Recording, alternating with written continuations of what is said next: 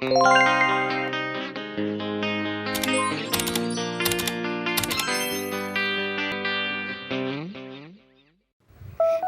mga loves! So for today's video nga pala is a day in my life na naman tayo. Pero konti lang ang na-video ko dyan mga loves kasi nga nakalimutan ko mag-video.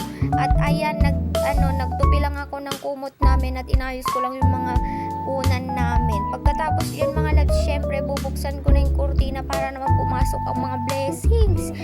At tignan nyo nga dyan mga loves, is nabuksan ko na pala yung pintuan kasi nga madami na akong nagawa. Nakapagkilamos na ako lahat-lahat. Pagkatapos dyan mga loves, naglinis lang ako dyan kasi nga madaming mga rinet. Alam nyo ba yun mga guys? Tapos ayan mga love, huwag nyo nang pansinin yung walis ko dyan at hindi nga ako nakakabili. Nakakalimutan ko bumili mga loves. Yung iniisip mo pag nasa palengke ka na, pero pag nasa bahay ka na, ay nakalimutan mo pala bumili ng ganto, walis, ganyan.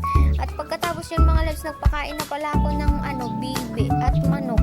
Yan nga pala, natatakot ako kumuha ng pagkainan nila mga loves kasi nga yung bibi masungit.